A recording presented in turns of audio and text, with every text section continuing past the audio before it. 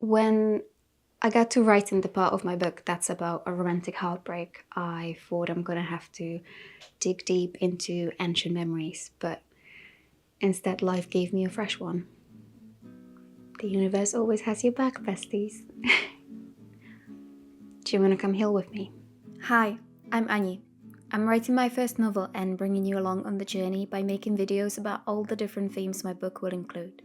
These videos aren't retellings of the novel itself, they're explorations of what each theme means to me, a window into my life and writing process.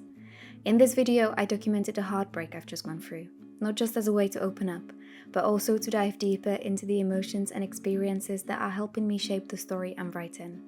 I hold nothing but gratitude and respect for the person this video is partially about. I simply wanted to document the journey of patching up my heart. This is a very personal video, and putting it online feels beyond scary. But here's to sharing big emotions. Thank you for being on this journey with me. I appreciate you coming along.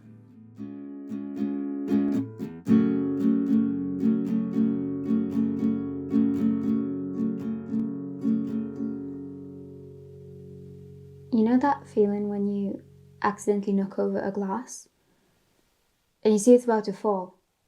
Only in your peripheral vision at first, but then by the time you turn around, it's too late. And just watching it make impact with the floor, shattering across the room. And just sort of stood there, not sure what to do. You want to go grab a brush, but you can't walk across the shards because you're barefoot, so you're just kind of in a state of shock. Then you get sad. Because, well, that was your favourite glass.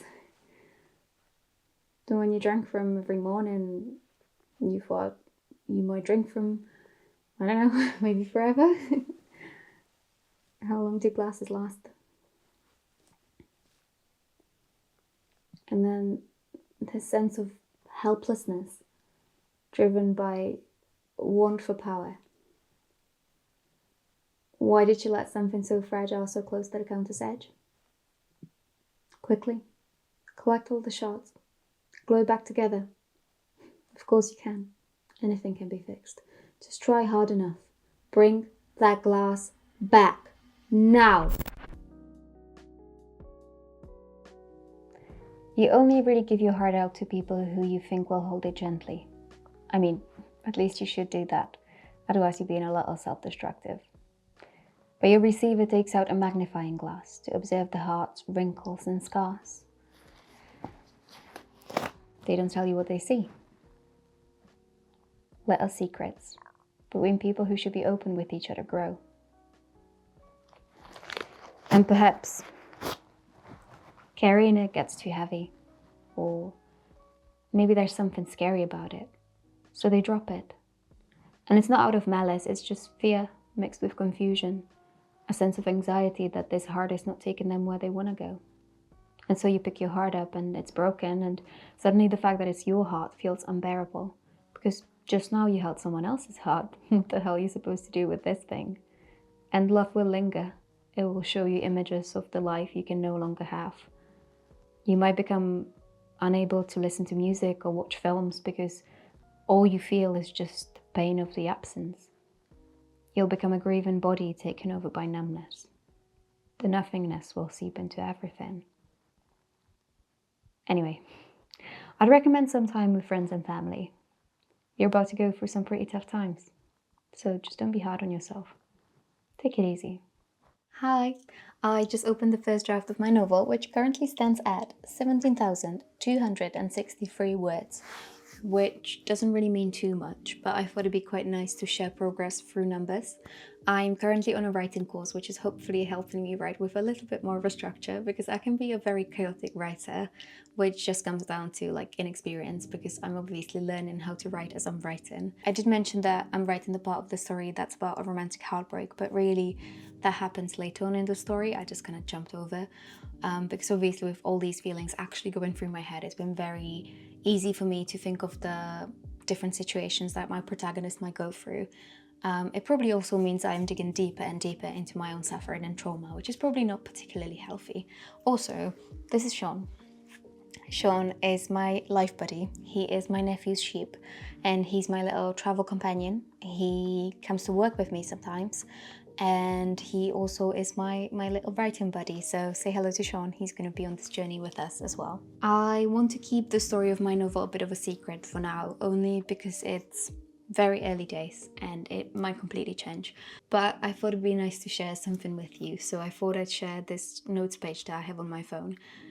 Which is basically just a little journal. So whenever I think of something cool, I write it down because otherwise I'd forget. Or when someone says something that just like, you know, when like words can like feel really delicious. So basically I write down stuff like that. And then the next day when I sit down to write, I can sort of go through these and most of them are absolutely rubbish, but then sometimes, you know, something is actually good and maybe an idea comes from it. So I'll warn you, it's a chaotic place. It's very like early 2010s Tumblr and then like mixed with like Wattpad fiction sometimes. I haven't written down too much today, but I'll just read you what's been going on through my brain today. I am locked in a room of no context. I don't want you to worry about me, I want you to care about me. A breakup is a part of the relationship. I kind of want my protagonist to really suffer. Like if she were a sim, I'd put her in a pool and take the ladder out. So we'll see if any of that's actually helpful tomorrow. I think the real reason behind why I love to write is the search for knowing how things work. Like when someone tells you just accept it for what it is. I can't quite do that. I sometimes wish I could, but I feel like I always need to know the reasons. And writing kind of helps me find that. Even though people are often anything but reasonable, especially when it comes to love. We're here to talk about heartbreak. Oh. No, I definitely felt that towards the end of that relationship that we were like talking to each other less and less. And so many things. You can see it coming as well. Yeah. Oh god, yeah. No, there was a lot of times where I felt like, oh, he doesn't take me like in the future. Like he doesn't see me there anymore. Like, and the worst part is that you just get kind of ridiculous when you see it coming and you don't want it to end. So you just do stupid things to keep it okay. yeah. But if the other person doesn't want it or it's already done for them, it doesn't matter what you do. It's quite, I think it's selfish in that sense that like you kind of don't know how to see yourself without that person, but you want that person next to you to be there to give you a version of yourself. Mm-hmm. It's like the time when you realize you don't know how to be on your own and who you are on your own. Your mirror is gone. Yeah. No, 100%. Because like what is a relationship than someone putting up a mirror in front of you? Trochu jsem taky včera přemýšlela, jak se asi má on. A přistihla jsem se s neúplně pozitivním přáním. Takový ten pocit, kdy člověk doufá, že ten druhý trpí. Recently, I've been wondering whether I'm a good person. It's a heavy one, I know. I think towards the end of a relationship, we become the worst versions of ourselves. We get so drained by being around the wrong sort of energy and we're holding on to something we should really let go of. I'm really ashamed for some of my actions, but I know they couldn't have been any different.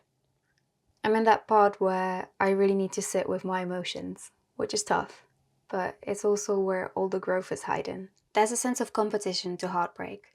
One person's right, the other's wrong, one pushed the other one away. There's as many situations as there are people, so I don't think you can boil something so complex into a right or wrong situation. But sure, let's put the wig on and judge who acted more maturely. It's going to make us feel good, but it's not going to give us any real answers. You can't really find the truth, because there really isn't one. Even though we all live in the same world, there are so many different ways to look at it, which creates all sort of different relationships between people. And you can't quite grasp the full personality of someone, even if you've been really close to them, which I think means that you can't quite understand the course of a heartbreak. I think often even the people involved don't understand. And no matter how many words would be spoken, there would always be things left unsaid. And really, you don't want to know everything, especially given to you through words of a person who's hurting. but maybe it feels like there's more to say. Mám dneska dost smíšený pocity ohledně našeho vztahu. Ráno, než jsem vstala, mě přemohl smutek z pocitu, že už se ho nikdy nebudu moc dotknout. Že už mezi náma nikdy nic nebude. Dnešek byl fakt dobrý. Cítila jsem se super, ale teď mám taky pocit, že se k sobě můžeme vrátit. A přijdu si trochu delulu. It's painful to be back in the spot where love doesn't feel rare. It's not the light and the dark, rather just a fleeting connection between souls that happens to walk into the same room. Sometimes you're forced to let someone go not because you don't love them, but because you love them so much. Letting go is a form of love. If I don't serve them, it's not right for me to want them.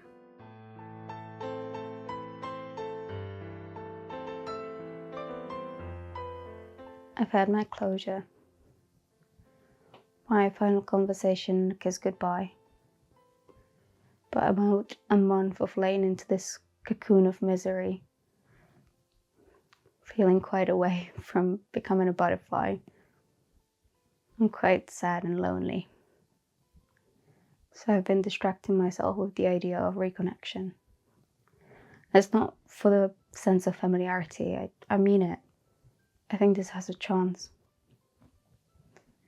There was someone who saw my hurt and shame and loved me for it. And somehow I lost it. I just pushed them away without knowing. It feels right to want it back.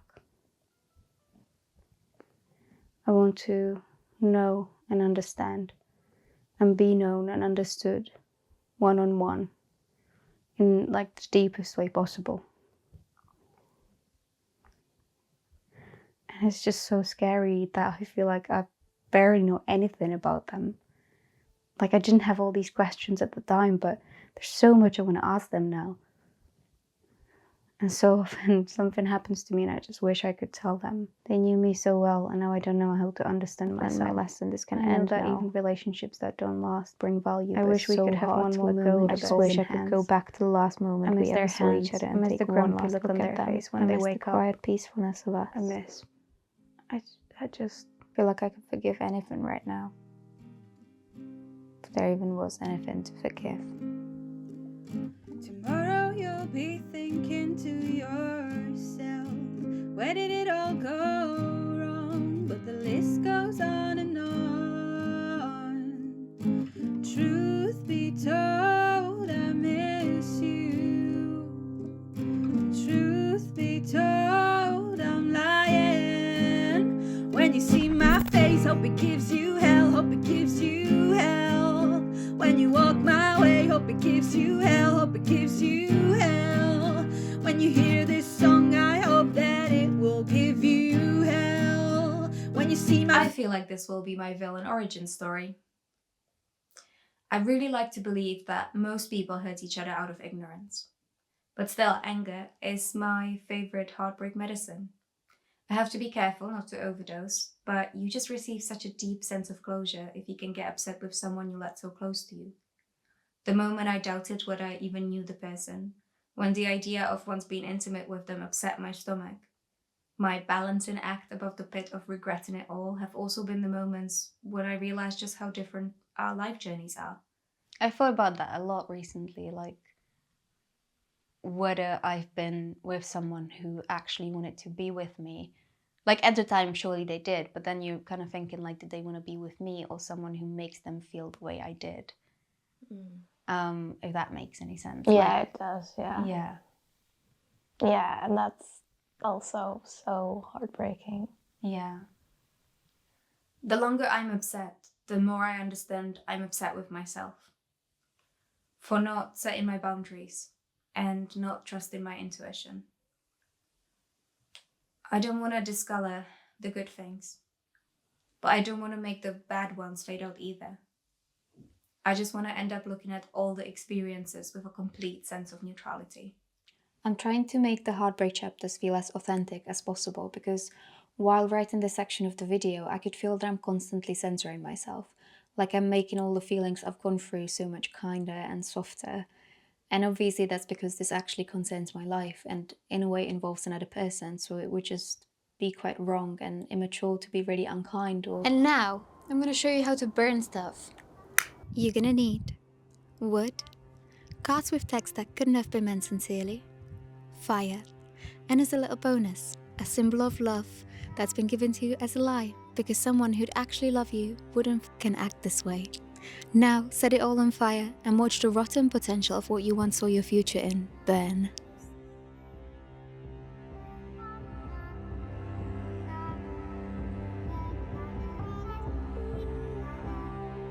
And then you're trying to block that person out of your brain, but it just doesn't work. And then you see something and it reminds you of them, and it's hard, man. But then when you finally get over it, you look back at it and you're gonna be so proud of yourself. You're gonna be like, oh my God, a couple of months back. Yeah. They always say that it takes half of the time of how long the relationship lasted to get over it. Really? So if it was a year-long relationship, it will take you like 6 months to get fully over Oh, it. that's insane. Imagine someone like breaks up with you after 20 years. Do you have to wait 10 years to get over them? No, I mean, it's different for everyone. Like, my last one... 2 days. I'm back up there. Tomorrow morning, get in there. The night after the breakup, I laid in my bed, the cocoon of misery slowly forming around me. I was unable to sleep or cry. I just felt numb. And then I had this deep, sticky, boiling feeling of loss spread across my chest. It's a type of grief that might be hiding anger. But there, curled up in my bed, wishing to be hugged by the person who was no longer walking with me on my life journey, I felt a very brief but certain moment that told me, this is right. It's supposed to be like this. And that brief moment has spread into how I feel all the time now.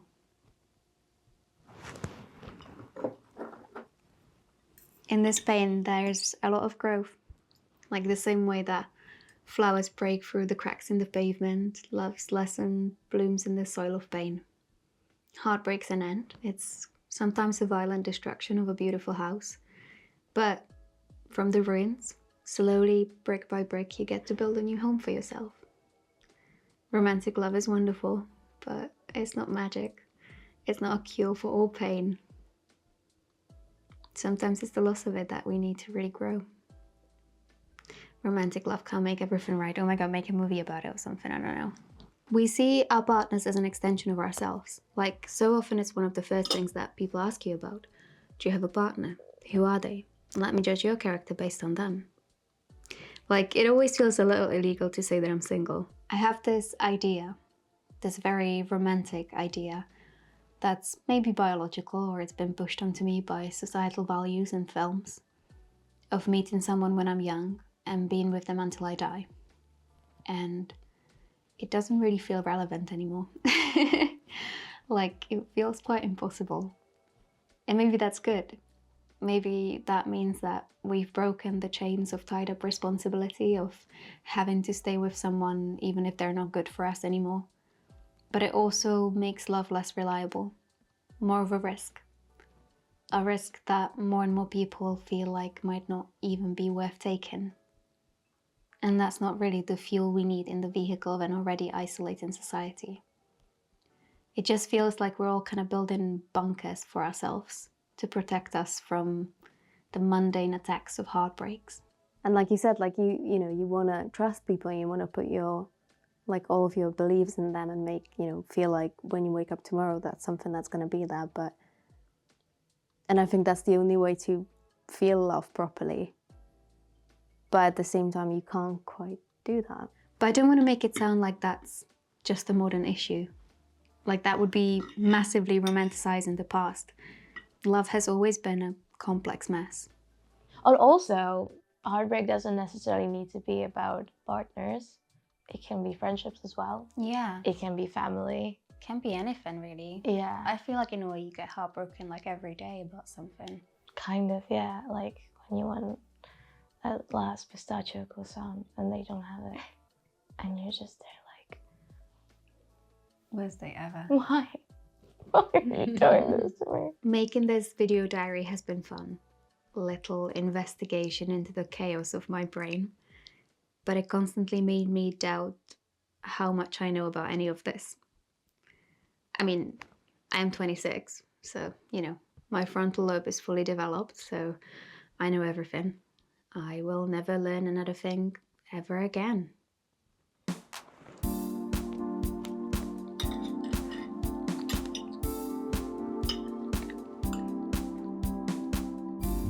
Sending you forget-me-nots to help you to remember. Baby, please forget me not. I want you to remember.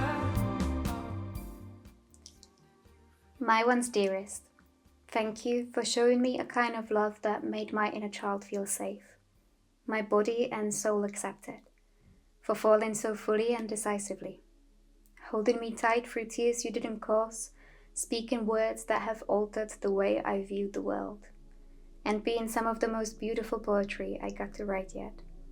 You healed scars you didn't create, while cutting my skin open, leaving fresh, bleeding wounds behind. We both came off our life paths by holding hands for too long. Thank you for having the strength to finally let me down. The pain of writing over what we had was needed for us to keep growing. Your complete betrayal gave me the biggest lesson of all. We're just strangers with some memories, yet the now faded rose-tinted glasses you once gifted me remind me of how much better I am for knowing you. When I was little, I used to ask my mum how come that I wasn't born to someone else. Which is quite a cruel thing to ask your parent, now that I think about it. But she would always just reply with, because it wouldn't get to be you then. And I know she meant it in terms of genetics, but I think it applies with life. Like, that's why we meet certain people, but also why they might not stay. Because we wouldn't get to be ourselves otherwise. I truly believe things happen for a reason. For our souls to keep growing and evolving, and maybe it's just a crutch to be able to cope with trauma. But sometimes things just line up too perfectly to not be happening for a reason. Like, you know, when you get like little signs. Like, this is a really weird example, but on the day of the breakup, before anything's happened, I found a dead fly in my bed. And they symbolize decay and loss, or your plans falling apart because of someone's deceitful actions. And I sort of knew what's about to happen, but it just felt like life gave me a confirmation. And in a really weird, twisted way, it felt quite special. Or, you know, maybe I just trapped a poor fly and accidentally killed it. It's been weirdly enjoyable to be in this state of unhappiness. I find it quite easy to write in it. Part of me wishes it would have lasted longer. I'm quite scared of that part. Dneska začal březen a všechno je cítit jarem. Venku je nádherně. Sedím teď na pláži u té staré elektrárny, kam mě brával. Mám se dobře. Poslední dobou na něj myslím jen občas. Ráno už není mou první myšlenkou po probuzení. Přijdu si teď tak podporovaná. A zase v dobrém kolektivu. Trying to condense something like this into a video makes it feel quite linear. But obviously most of the time I've been going through all of these emotions within the same thought. If you say heartbreak with the word break, it sounds quite negative, but I don't think it's necessarily always a negative thing to have your heart broken. I don't like having my heart broken, but I think with each and every heartbreak, you're kind of figuring out what you want from life, what you want from your partner, what you don't want as well. And it makes you stronger. It moves you forward in life. So heartbreak is kind of a positive thing as well. You are breaking your heart to get to, like, you know, more fresh heart inside. Do you know what I mean? If you see it in the other way, like losing a skin, losing a layer, like an onion, I don't know. I'm glad for each and every single heartbreak I've had so far, because again, it just pushed me in the right direction and keeps me moving forward and makes me grow as a person. Yeah. So I'm glad. So thank you all, guys, for breaking my heart. Also, thank you, but thank you. If you met a new person today, that would like it will really click between you and that person. And your gut feeling will be like, ooh, let's get into this. My gut feeling only feels that way about potatoes. Love potatoes. Could be very potato man. I'm just imagining one big potato has got two little eyes on it. Yeah, let's go with that. I love it. Honestly, I don't think I've met my soulmate just yet. I I don't believe in think- soulmates. Yeah. Well, I want to. That's good. I want to. Yeah. I'm a dreamer. I'm a believer. I don't think I believe in soulmates, but I think you can meet a type of person who will want to work through almost anything with you. I think that's as close as you can get to Yeah. a soulmate. I think there is a person for me out there, and I don't think I have met them yet. And that's beautiful. Apparently, studies show that you meet your soulmate or the one by the age of 25. Oh, So you probably already met him. oh my god, who's it gonna be? Maybe it's me. Let's go, Gabby. I hope I haven't met my soulmate yet. I'm really sad. But that doesn't mean that you got close with them. You know, maybe you just met them Okay. and you know that they exist, Hmm. but you're not really paying attention to them. I mean, I met Timothée Chalamet once, so does that Well, count? that's my soulmate, so back up right now. It's just this lamp is really pissing me off. It's just like, it's not you, it's the lamp. I'm talking to the lamp. Is that a start of a breakup? It's not used to laugh. It already happened, what do you mean? Like ages ago. I want to send a really big thank you to my friends and family for getting me through this. Platonic love is just as beautiful as romantic love. I appreciate you all. The cocoon has served its purpose. I'm a butterfly once more. And I'm glad the glass broke.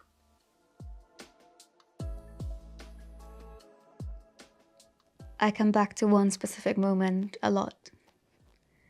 It was the last time we've ever seen each other. We were sat on a bench, and before anything's been said, I looked over to him and asked, "Are you gonna break my heart?" And he replied in almost a whisper, "Yeah." It was just so strangely beautiful and tender. Just made me feel quite human.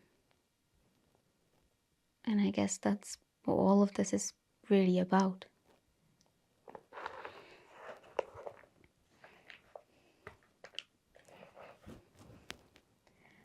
Život je zvláštní a fascinující událost. Ale baví mě.